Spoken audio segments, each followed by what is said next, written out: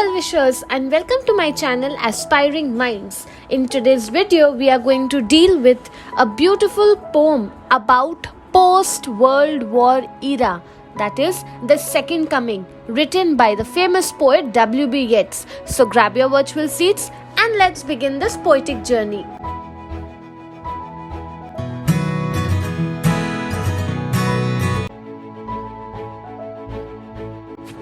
You must be wondering how has suddenly the locale shifted from England to Ireland. That is because William Butler Yeats was an Irish poet and he was one of the most important figures of the 20th century. He was a key figure in the Irish literary movement. He was the co-founder of the Abbey Theatre. His poetry often explores themes about Ireland and the cyclical nature of life. Naturally, a place where you are born and brought up is the place that you've spent most of your time, and you're going to have a lot of experiences to share, which W.B. Yeats also had, and he does it through his poems. The poem The Second Coming was written after World War I and during a period where there was a lot of shifting and changing happening in the political and social world of Ireland. The poem was first published in the year 1920. It reflects on a sense of sadness, despair, disillusionment and confusion that was felt by many people in the wake of war and the challenges that people faced when there was a change in the world order, that is when the government was changing. Yeats drew on his fascination with mysticism and Irish mythology to craft this powerful poem. The Second Coming is a very symbolic poem and it explores the idea of a world that was in a state of confusion, turmoil, disturbance, and there was soon going to be the arrival of a new era, because remember, World War is ending, and after that you can imagine how gradually it takes time for things to get back to normal. So the poem reflects on Yeats' belief about the cyclical nature of history and the idea that the world is moving away from the order towards chaos and confusion, because war has caused a lot of upheaval during that time, and that is what Yeats tries to capture. So the central message of the poem is that old order is breaking down, the old system is breaking down, and a new darker era is about to set in. The poem is divided into two stanzas. I have already provided you the word meanings. Now listen to the explanation. What is exactly happening? In the first stanza, the poet is describing a falcon, that is a bird, and it is flying in wide circles away from the falconer. That is, it does not want to be controlled anymore by the falconer, and in order to escape from that, it is roaming around in wide circles. The image represents the idea of how things are going out of control, situation is going out of control, and it is losing its connection to a guiding force. That is, after the war, again people will have to establish a new system of government with a new ruler who would be guiding its people, but that is lacking. So you can imagine a world like that. The center cannot hold. This phrase signifies the breakdown of order and stability in the world.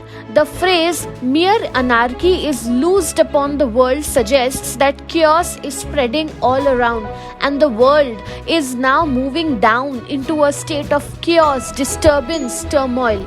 The blood-dimmed tide symbolizes violence and conflict. Obviously, war is not going to be a very rosy kind of a situation. It is, of course, going to bring along a lot of violence, conflict, fights, bloodshed, and the ceremony of innocence is being drowned. That signifies how there is a loss of innocence in the face of chaos. It can also refer to how innocent lives are killed because of war, because of conflict in the authorities. You can imagine how innocent victims are just becoming, available to people to be killed. You can also take the current Hamas-Gaza situation strikes and you can understand this better. This stanza also contrasts those who lack conviction or self-belief, and because of this lack of self-belief, self-confidence, there is a lot of destruction, and all the people who could have tried to guide the country towards a better, more shaped form of government, a more organized form of government, everything is in a state of chaos and confusion.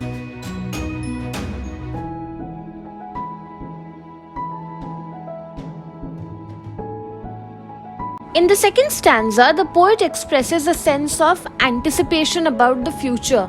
He suggests there is a revelation or a significant event that is going to occur, and he exclaims the phrase, the second coming. That is, this is the revelation that now there is going to be a new dawn or the beginning of a new era, which he is labeling or titling as the second coming. However, this is not a hopeful vision. There is no hope in it that the second coming is going to be a bright new fresh era. No, the poet describes a disturbing image that comes from the spirituous mundi. Now this word spirituous mundi is actually a collective or the collective unconscious, or the soul of the whole world. The image is a monstrous creature. The image that he is using is of a monstrous creature. And how is this creature described? It's a creature with lion's body and a human head. It has got a blank, merciless gaze, because the statue or the figure, when it is looking out at people, it is completely blank, it is clueless. It moves across the desert, and the shadows of angry desert birds move around it. The darkness returns, but the poet now realizes that this creature has been awakened after 20 centuries of being dormant, of being sleeping for a long time, and it is now moving towards Bethlehem to be born. So this suggests, yes, the birth of a new era, but it is an era which is going to be filled with a lot of chaos still. To understand the poem better, let us look at the four major themes of the poem.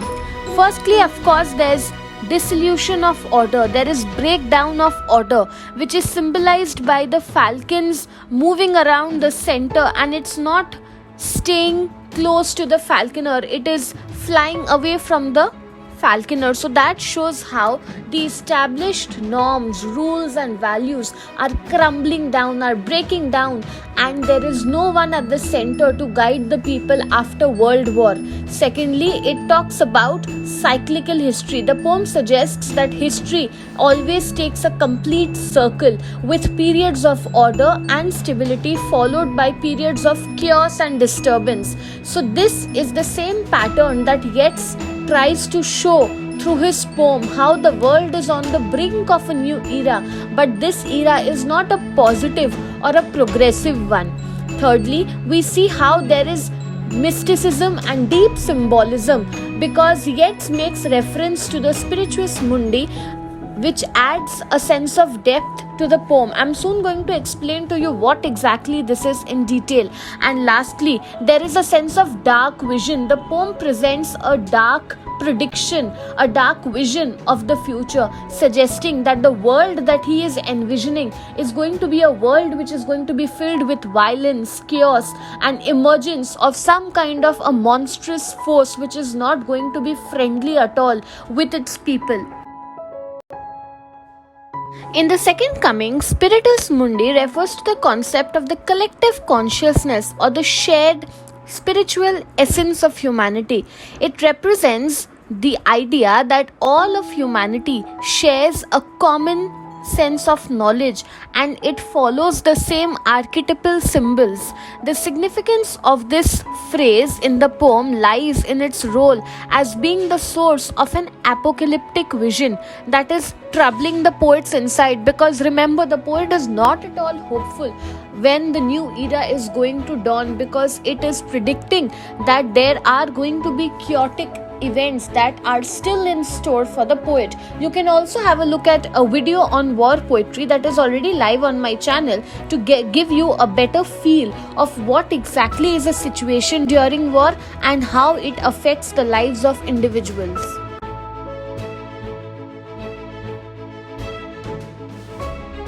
So that's it from this video. I hope you liked it. Do hit the like button. Subscribe to my channel for more such future updates. Thank you for watching. Bye.